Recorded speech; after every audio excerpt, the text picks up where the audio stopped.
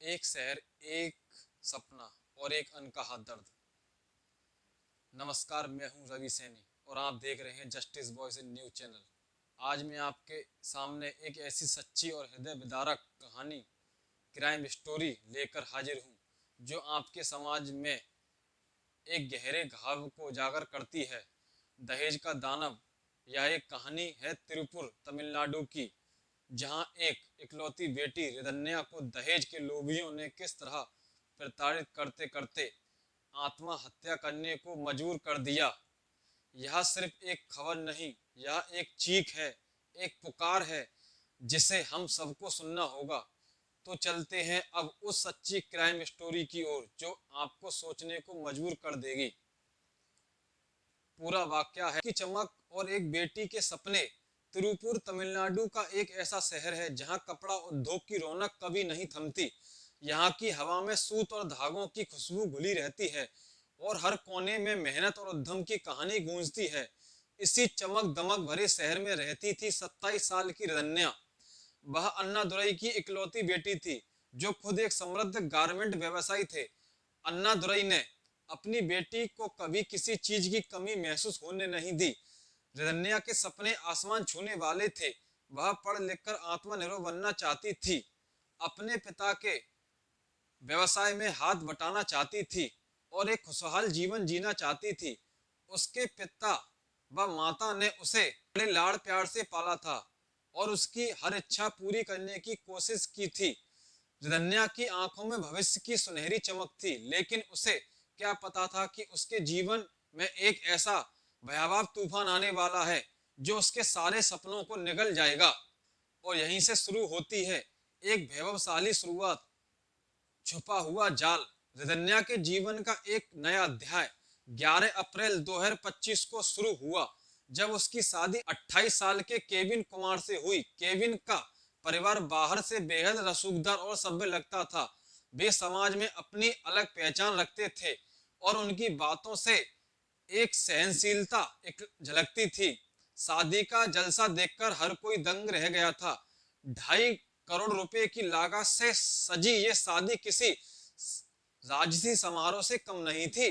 पांडालों की भव्यता, फूलों की सजावट, मेहमानों की भीड़ और पकवानों की खुशबू, सब कुछ किसी फेयरस्टाइल जैसा था। अन्नादुरई ने अपनी इकलौती बेटी को विदा करते हुए कोई कसर नहीं छोड़ी थी।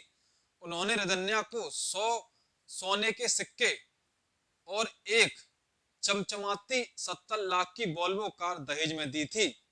इसके अलावा उन्होंने केविन का परिवार, जो बाहर से भले ही शालीन दिखता था, इस वैभव को देखकर लालची आंखें नहीं छिपा पाया।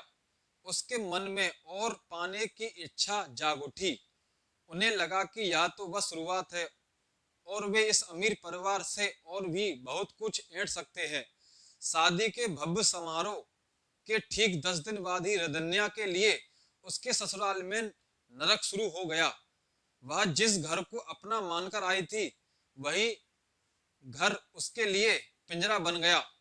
यहीं से शुरुआत होती है प्रताड़ना और एक बेटी की टूटती हुई उम्मीदें। रिधन्या ने कुछ ही दिनों में अपने पिता को फोन किया। उसकी आवाज में दर्द और निराशा झलक रही थी। उसने बताया कि ससुराल में उसे छोटी छोटी बातों पर ताने पड़ते हैं। उसकी सास चित्रा देवी और ससुर ईश्वरी मूर्ति ने बाकी बचे सोने के सिक्कों को जल्द से जल्द देने की मांग करना शुरू कर दिया था। उनकी बातें तीखी और अपमानजनक होती थीं। वे रिधन्या को यह एहसास दिलाते थे कि वह एक बोझ है और उनके पिता ने उन्हें पर्याप्त दहेज नहीं दिया है। केविन, जो शादी से पहले एक सज्जन पुरुष का मुखौटा पहने था, अब अपना असली चेहरा दिखाने लगा था। वह रिधन्या को शारीरिक और मानसिक रूप से प्रताड़ित करने लगा। कभी उसे किसी कारण से घंटों खड़े रहने को मजबूर किया जाता तो कभी उसे खाना ना देने की सजा दी जाती थी। रिधन्या ने अपने पिता को बताया, पापा, वो लोग कहते हैं कि दूसरों को 100 करोड़ का दहेज मिला है, तुम्हारे पिता ने क्या ही दिया है?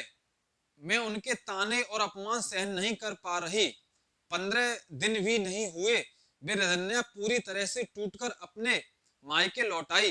रदन्या ने अपनी बेटी को देखते हुए तो अन्नादुरई ने अपनी बेटी को देखा तो उनका दिल पसीज गया।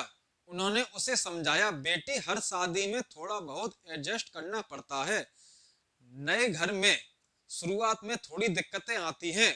उन्होंने सोचा कि शायद यह नई शादी की शुरुआती तनाव है। इसी बीच केविन की मां चित्रा देवी ने फोन किया। उन्होंने माफी भी मांगी और वादा किया कि अब सब ठीक हो जाएगा, रदन्ना को कोई परेशानी नहीं होगी। अन्नादुरई ने उनकी बातों पर विश्वास कर लिया और रदन्या को वापस ससुराल भेज दिया। लेकिन यह वादा कुछ दिन ही चला और झूठा साबित हुआ। ससुराल में रदन्या को प्रताड़ना और बढ़ गई। उसे अक्सर कमरे में बंद कर दिया जाता, भूखा रखा जाता, उसका आत्मा सम्मान रोज कुचला जाता। वह एक जिंदा लाश बन चुकी थी। उसके चेहरे से मुस्कान गायब हो चुकी थी और उसकी आंखों में सिर्फ डर और खालीपन था। वह हर दिन मौत की दुआ करती थी क्योंकि यह उसके जीवन के लिए असहनीय हो चुका था। रदन्या का आखिरी संदेश और उसकी आखिरी सांसें। 28 जून 2025 को रदन्या ने हार मान ली। उसके अंदर की सारी हिम्मत जवाब दे चुकी थी। उसके अपने पिता को 7 व्हाट्सएप वॉइस मैसेज भेजे।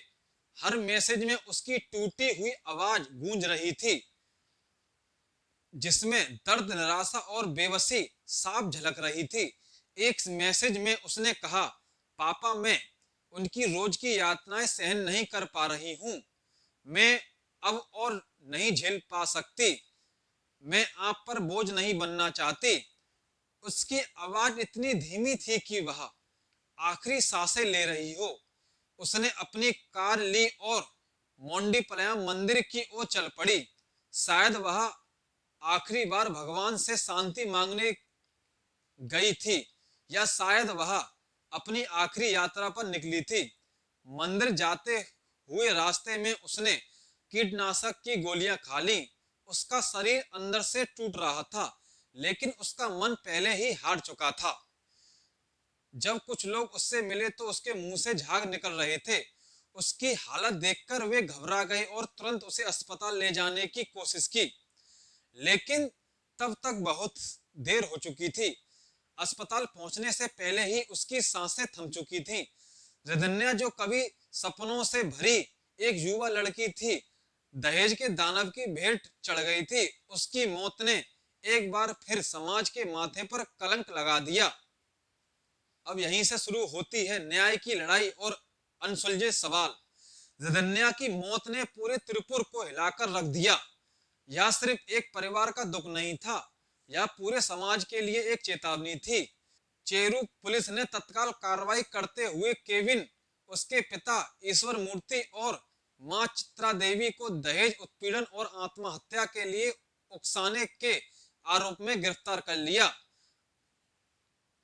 वहीं अन्नादुरई अपनी इकलौती बेटी को खोने के बाद गहरे सदमे में चले गए थे।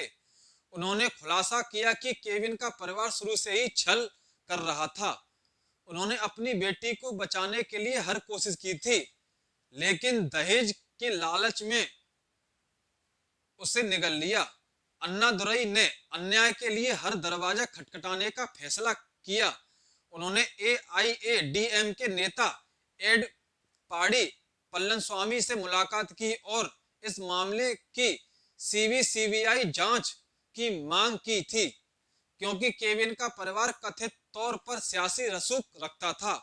उन्हें डर था कि कहीं मामला दबा ना दिया जाए। रदन्या की कहानी सिर्फ एक परिवार की कहानी नहीं है, बल्कि समाज की विफलता की कहानी है। जब एक बेटी ने अपने पिता से कहा, मैं बोझ नहीं बनना चाहती, तो क्या समाज ने उसकी पुकार नहीं सुनी?